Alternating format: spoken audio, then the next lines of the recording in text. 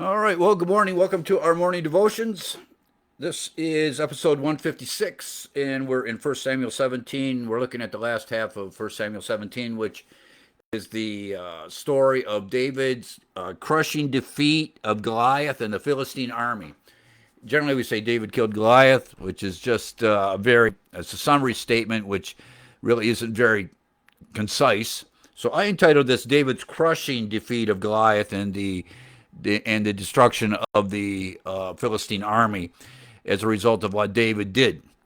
So we picked this up in verse 30 of 1 Samuel 17, and he's talking to the men about why are we letting Goliath get away with this?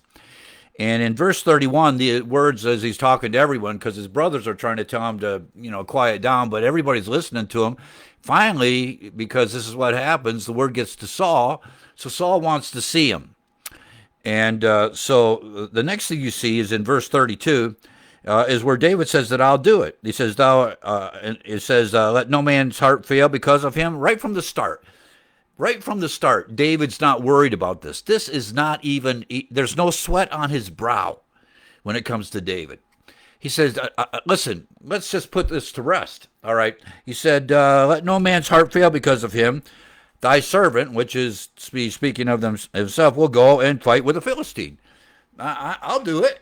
And it's just that easy for David because of who David is. And I'm not going to go through all of that again. But this is the David of the Bible. We often talk about he's this giant, and he's there, and he's the little stripling, he's the boy, and all of that. David goes into this fully assured he's going to kill this guy, and they're going to win the victory. He has no doubt about it from the beginning to the end. All right, he has to put up with objections by others that say you can't do it. And this whole thing, and I talk to my grandkids about this, that oftentimes you're going to run into younger people or going to run into old people because the old people can't do it. They have had little success in their life, perhaps, or they don't have anything to measure themselves by. And so they look at others and they try to say, well, that's too much. I mean, you're too young. You might not be able. This isn't something you should pursue. You're just going to get beat down and discouraged. So it's better that you don't try it at all. That whole scenario that I just laid out here where old people discourage young people, I think is an abomination. Okay. I despise that. We should be encouraging young people in the Lord and in their disciplines and encourage them to press beyond what they think they're able to do because the young people we're looking at, hopefully, Lord willing, are going to surpass anything we've done.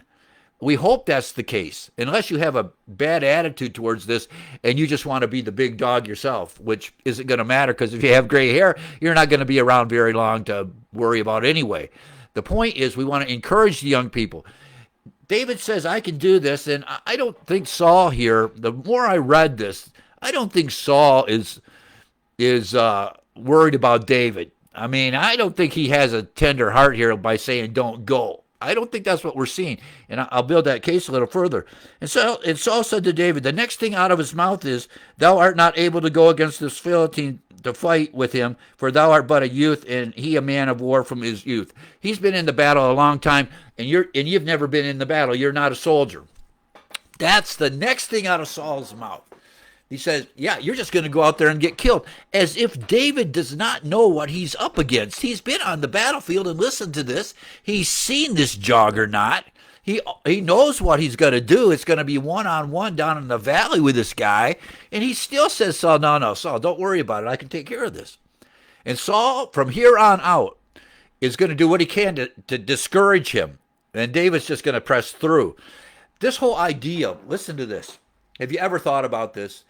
After this, well, I'm going to skip over a section, but after this, Saul says, listen, put on my armor. Have you ever thought about that? Saul is the biggest guy in Israel. David is not the biggest guy in Israel. Saul says, try my armor on. It would be like I know some big guys, okay? And like I had a leather jacket that will fit one of my sons, okay, because he's huge. All right, but it's too big for me.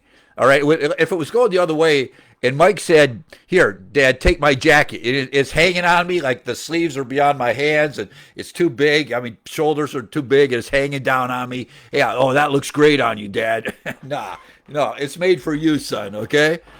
Saul put his armor on David. So David has got this helmet that's down here. His breastplate is down here. The greaves on his legs are like dragging on the ground. I mean, he's got chain mail, right? And that's dragging down. I mean, he looks like a mess. Who in their right mind would say, "Here, try my stuff," as if this is going to advantage you? I think this whole thing was meant to humiliate David. Now, it does not say that, but Saul's looking at him like, "Yeah, you're not me." And fortunately, David's not him. But why would you even try this? That's the question I want you to think about. Why did Saul put his armor on him in the first place? It seems like such a ridiculous prospect. It says that he's not proved it. Beyond not proving it, never fighting with armor on, it wasn't his armor, which is another definition of proof. It's not mine. I haven't tested it. I can't move in it. I can't fight in it. All right? It's not mine. It belongs to the biggest guy in Israel, and you're putting it on me? Yeah.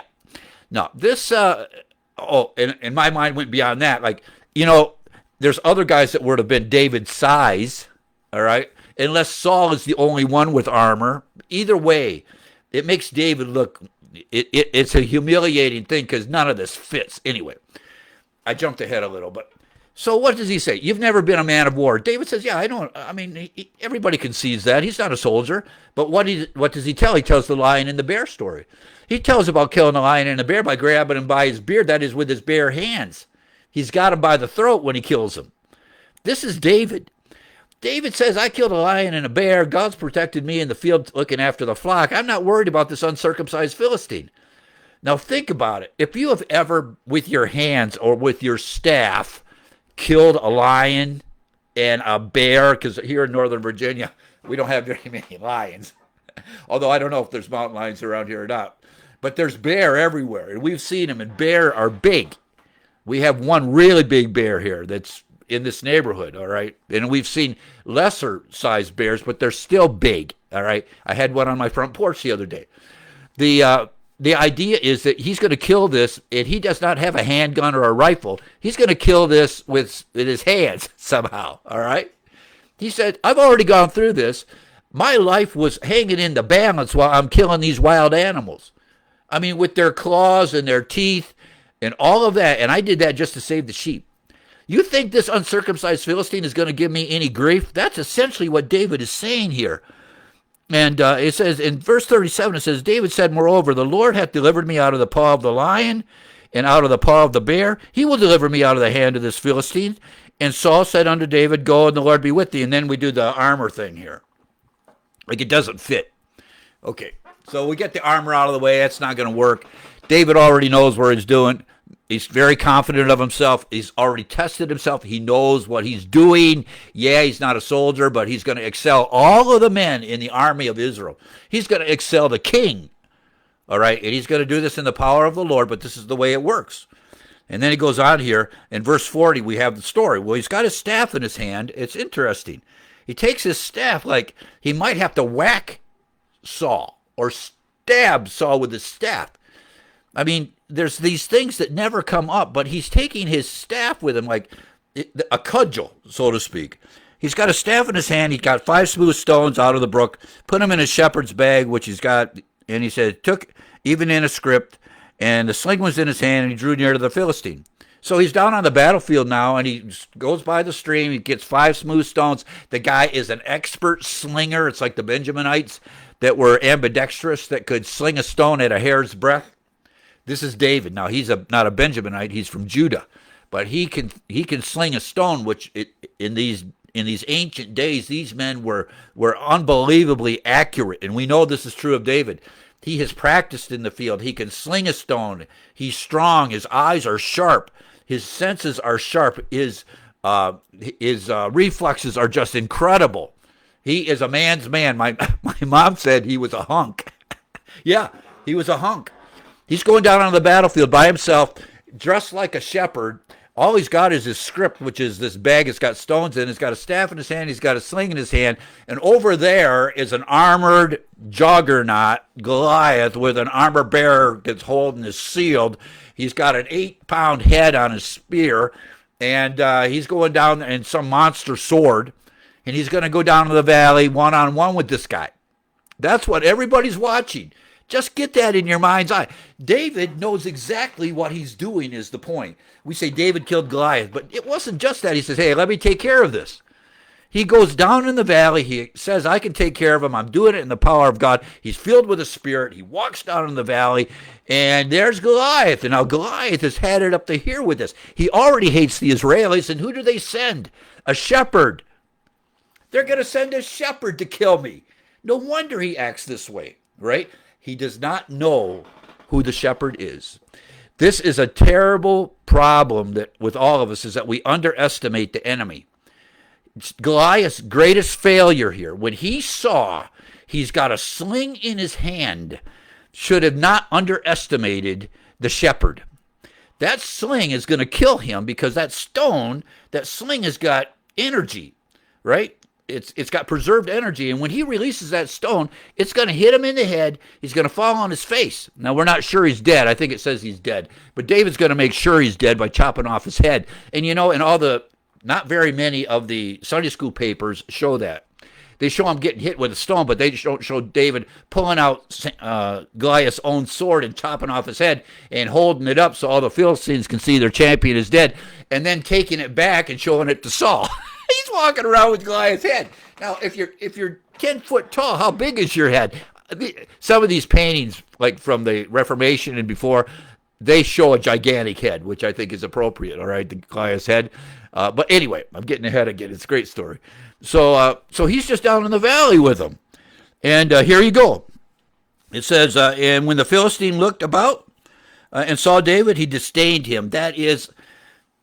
He's a military guy. He's headed up to here. He just wants to get this over with. He's sick of the Israelis. He disdains him. He despises them. All right. He can't believe this is happening. What an insult to me. All right, that you're sending this guy down to me. Goliath at this stage is not very smart. All right. And I'm not saying he wasn't a smart guy because he survived. He's a Philistine warrior. So I'm not saying he's not. But here he's underestimating things. He made it. This was a terrible mistake that he's made. When he saw a guy coming on the field with a sling, all right? He just must figure this guy's no good. That's all I could say. But why is he down here without armor coming after me with a sling if he's really no good? I'm just going to kill him. He's either a fool or an absolute idiot, or he is the David of the Bible, and that's what he didn't realize. So he's so strong. He's so confident of himself in the flesh. He just knows he's going to win the day. So he says he disdains David, for he was but a youth. He's just a young guy. And ruddy, that is, he looks like a young man, okay? And fair countenance. We already know he's beautiful. So I got this beautiful young guy, shepherd, in the valley with a Abrams tank of the Philistine army, and they're going to go one-on-one here. And Goliath, he just hates this, hates. He says, and the Philistine said to David, come to me, come. You know the last Philistines that said come? The ones that said to Jonathan and his armor bearer, yeah, come on up. When the Philistines say come, you just got to know that the Philistines are about to get ready to get wiped out. Because that Philistine garrison there that are up on the mountain told Jonathan and his armor bearer come, and Jonathan and his armor bearer killed them all. So here's the Philistine, here's Goliath saying the same thing. Come on, let's go. David doesn't have to get that close to swing a sword with a sling. This is like a rifle, and the guy over there's got a knife. Okay, that's what we're looking at here. When we look through the details of this, would you rather have the sling or would you rather have a rifle which shoots a projectile a long ways? Or would you rather have a knife, which is just a sword is a big knife, where you got to actually get close enough to the guy to hit him? Goliath is in rough shape right here already. It says, and the Philistine said unto David, am I a dog? Yeah. He doesn't say that, but I mean, this is great stuff. This is the inspired word of God. So Goliath, we have the words of Goliath, the Philistine, in God's word by inspiration of the Holy Spirit. Am I a dog? The question is, yeah, you're a dog. Not only your dog, you're going to be dead in just a few seconds. He says, am I a dog? He said, am I just some animal, to kick around? That now comes to me with staves, because he's looking at a staff. Maybe David concealed the sling. Just think about that, because he sees the staff, but maybe David's got, he's got his, if you had your handgun in the small of your back, right? Maybe he's got the sling back here, and Goliath can't see that he's actually walking at him with a sling. That's very conceivable. That would be good thinking. All right, it doesn't say he concealed it, but all he references is the staff. And then he says, and the Philistine cursed David by his gods. I just put one note in my Bible. The notes in my Bible are different. But I just said, you're a big talker until you're dead. Oh, yeah, you're a big talker until you're dead. You're going to curse David by your gods. Like, there's no such thing as Philistine gods. Besides, the ark's already been in the house of Dagon, and Dagon got tipped over, broke his heads and hands off. And remember, I said, what do? They glue them back on to be an idolater. It's just so foolishness. And so he curses them by Dagon, by his gods, and who cares? All right, David, this is just over his head. Who cares? So David's listening to this, and then here's David. Oh, no, one more. And the Philistine said to David, come to me, I will give thy flesh unto the fowls of the air and to the beasts of the field. That is, I'm going to kill you in the field. I'm just going to leave you here for the animals to eat. Because after we kill you, I'm going to kill all the Israelis as well.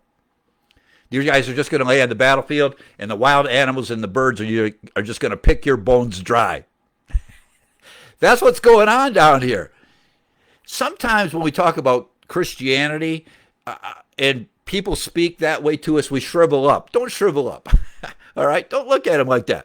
Don't shrivel up like, oh, he spoke to me mean. That was mean. Goliath was really talking mean to David.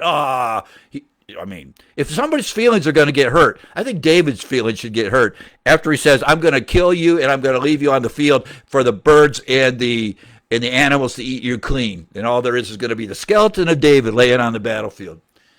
I never had anybody say that to me, as mean as people could be. Right? Yeah. I think if you read some of this, it helps engender a sense of internal strength and confidence and courage in us as Christians. All right? Because David's not sweating any of this. He's listening to this Philistine. He said, and David said to the Philistine, here we go.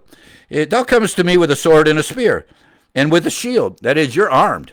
He said, but I come to thee in the name of the Lord of hosts. I'm coming here as a representative of God. That is, in a perspective of a priest. Now, he's not a priest, but he's coming in the name of the Lord of the army of Israel, the Lord of hosts. I'm here to represent Jehovah. That's what I'm doing here. I'm representing Jehovah, whom thou hast defied. I'm here representing the God that you have defied, the army that you have defied. That's what I'm doing here, all right? And then he goes on. This day will the Lord, capital Lord, Jehovah. This day will Jehovah deliver thee into mine hand. He just looks across the field, and it's close enough to talk. I says, I'm going to kill you today. That's what's going to happen, you Goliath. He said, and I will smite thee, and take thine head from thee. He's already made this up. He said, I'm not only going to kill you, I'm going to take your head from you. You understand this, Goliath? See, this is the David of the Bible. We say David killed Goliath, but this is the interaction. I'm going to kill you, and I'm going to cut your head off. He said, and I will give the carcasses of the host of the Philistines this day unto the fowls of the air and to the wild beasts of the earth, and all the earth may know that there is a God in Israel. That is, when we get done slaughtering the Philistine army and they lay in the field and the birds pick your bones dry and the animals eat you, everybody's going to know who the real God is, and it's the God of Israel. This is David. Looking across at this guy, Saul's trying to get his arm around him. It doesn't work. Saul's saying, you can't do it. You're too young. David is the other end of the spectrum. Oh, no, I killed a lion and a bear. I'm just going to go down here and I'm going to kill this guy. I'm going to cut off his head and we're going to burn down the Philistine army. That's what we're going to do. Welcome to David. Welcome to David. All right. And this is before he's the king. All right. No wonder men followed him. All right. He already understood what was going to happen. And all this assembly shall know that the Lord serveth not with sword or spear. Saveth not with sword or spear. Hey, look at me. Everybody's going to know that you don't need a gigantic army to win the day. Because I'm going to do it. And I'm not a gigantic army. I'm just one guy. But everybody's going to know that God won the day today. I love this. When I get done, who's going to get the glory? It's going to be God's going to get the glory for this. Because there's nobody here watching any of this that expects me to win this. Except David. I love this stuff. He says, because this is the David of the Bible, the David we read about. He said, and it says, for the battle is the Lord's. And there you have it. Listen, today the battle is the Lord's. The battle is the Lord's. You might not talk this way, but in your heart of hearts you should be. When you come after the adversary or when you come after a sin or a temptation, this is the way you should look at it. I'm gonna kill you. I'm gonna chop off the head of that temptation, and I'm gonna leave you in the field for the birds and the animals to eat until that temptation's bones are just left dried in the sun. See, that's the way you go after it. Okay, it goes on, and it came to pass. For the battle is the Lord's, and He will give you into our hands. God's gonna do it. You don't have a chance here, Goliath. You don't have a chance.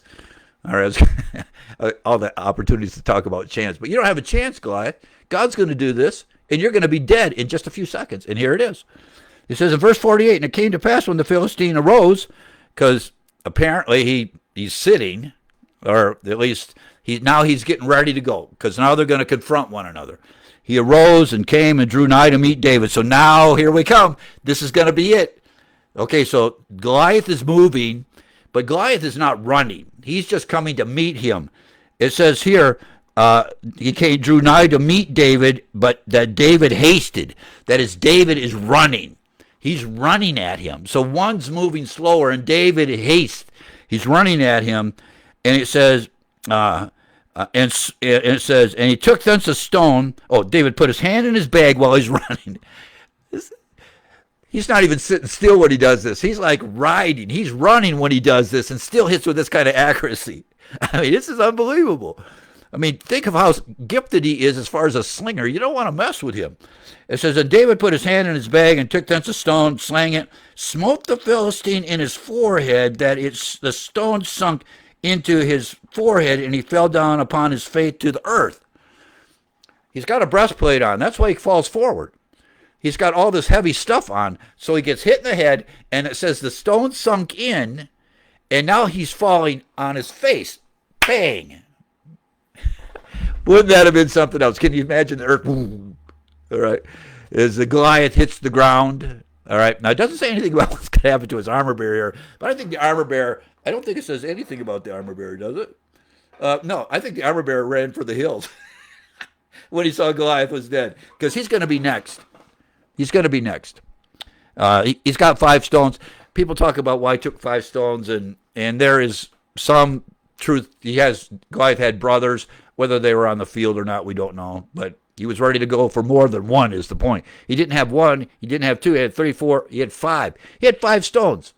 That is, if he needed to unload some more, he was going to do that too. Remember when I said, when you go after the devil, don't ever make it a fair fight. Or when you go after things that are bad, it shouldn't be a fair fight. When we're in the military, we're not looking for fair fights. We're looking for overwhelming force. That's what the way God does things.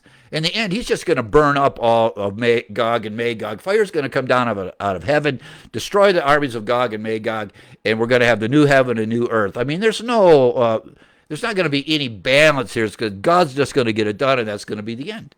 Same thing here. This is summary. It's one step. Bang, you're dead. Falls on his face. And then it says, therefore David ran, stood upon the Philistine, because he's a mountain. He's huge. Stood upon the Philistine, pulled out his own sword. He pulls out the sword because David's not carrying a sword. So he pulls out Goliath's sword. How big is that sword? He keeps this. And there's some indication later in the Bible that he carries it because he's identified by other Philistines as carrying this huge sword, which tells me what kind of guy can carry the sword of a giant and wield it effectively. I mean, David is a brute.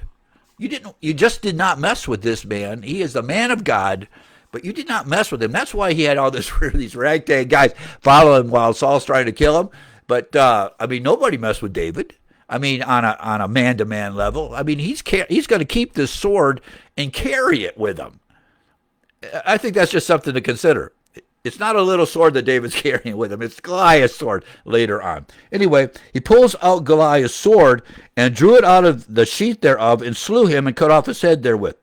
That is, it doesn't say he's actually dead with the stone. He could have been, but it doesn't say that. We know he's dead when he cuts off his head. All right, whack. And then it says, and cut off his head therewith. And when the Philistines saw their champion was dead, they fled. Remember, I said it when he said, "If we win, we'll serve you, and if you win, both ways, we'll just serve the other nation. Whoever wins." No, that's never going to happen. So what are the Philistines lost? They should have said they ought to all put down their armor and said, "Yeah, we're going to be servants of the Israelis." No way. Everybody's just running for the hills. They got to get back to their major cities. They got to get back behind their walls of Gath and Ashtaroth. I mean, not Gath and I can't remember. I can't remember the rest of the 4 names of the cities. But anyway, they ran back, running back for protection. And the men of Israel and of Judah arose, shouted, pursued the Philistines, and they came to the valley and to the gates of Ekron. There's Ekron. And the wounded of the Philistines fell down by the way, Shamraim, even unto Gath, and unto Ekron. So there's a couple, Ekron and Gath. I mean, they're trying to get back behind their walled cities because the Israelis are chasing them down, and it's a massive slaughter. And it says, and the children of Israel returned from chasing after the Philistines, and they spoiled their tents. That is, after they ran them out of their camp, they just went back and took all the good stuff that they left behind. That's what you get. To the victor goes the spoil. So whatever the Philistines left when they ran back home, that was accumulated by the Israelis. The Israeli army took it home, and everybody did good. It says, and David took the head of the Philistine and brought it to Jerusalem, and he put his armor in his tent. Isn't that interesting? He kept a trophy. He kept Goliath's armor just to commemorate the day. All right, and this he keeps the sword too, but he's got his armor, and he takes the head back to Jerusalem. All right, to demonstrate that the victory was great. Victory was won. All right, he goes on, and now let's listen to this. David has got the head of Goliath. And see, we're like a New Testament church. We're saying to ourselves, wow, this is crazy, right? No, this is David. See, David, listen, we're going to read that David is a man after God's own heart. And the reason David was not allowed to build the temple and it was going to go to his son Solomon is that because he was a man of blood and he was a man of war. This is the David of the Bible. He's a poet. He's a songwriter. He plays the harp. But he is a warrior's warrior. That's who he is. God made him this way. He just starts his work in the sheepfold with the sheep killing a lion and a bear. But after this, he is a warrior. He is going to defeat all the enemies of Israel. I mean, he is going to extend the boundaries of Israel, and now Solomon's going to extend it further. But David is going to accomplish great, great things. And later on, we know that he gets off the rails, but this is David. I want to just focus on this early life of David. Unbelievable man. It said in verse 55, and when Saul saw David go forth against the Philistine, he sent unto him Abner, and we know Abner is the captain of Saul's host. Abner is his uncle, and he's the captain of the army of Israel, and Abner should have gone out there too. It shouldn't have been David. He should have either been the king or it should have been Abner, who was the captain of the host. But neither of those went out. The David and Goliath story, it's not the Abner and Goliath story or the Saul and Goliath story. It's David and Goliath, all right? These guys didn't go. He said, the captain of the host, Abner, whose son is this youth? And Abner said, as my soul liveth, O king, I cannot tell. It goes on to say, it says, and the king said, inquire thou whose son the stripling is. So the king sends Abner to find out who he is. And this is... Some of the commentators say that essentially what's happening here is that he's just older, perhaps he's wearing a beard, because he's communicated with him in some capacity in getting on Saul's armor, but it's like he doesn't know who he is. And that I'm not so sure of, other than the fact that he's grown up a little and Saul doesn't recognize him anymore. And David returned from the slaughter of the Philistines. Abner took him and brought him before Saul with the head of the Philistine in his hand. So when he sees the king, he's still got the head of... Get around the head. All right, back to Jerusalem. He walks in to show the king the head of the juggernaut, okay, of Goliath. And it said, and Saul said to him, whose son art thou, thou young man? And David answered, I am the son of thy servant Jesse the Bethlehemite. Now, he's been in there playing the harp for him. So there's something that has transpired. There's been some distance, unfamiliarity in the space. Uh, how much contact Saul actually had with him in the palace, I mean, all these things are in question. How much Saul remembered. But anyway, they want to find out who this guy is that won the victory. One word here, and I'll close with this. In verse 56, it says, Inquire thou whose son the stripling is. The word stripling here, very interesting word. Stripling, it talks about a stripling. It means to strip from the parent stem.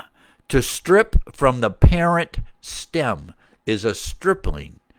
So you strip it from the parent stem.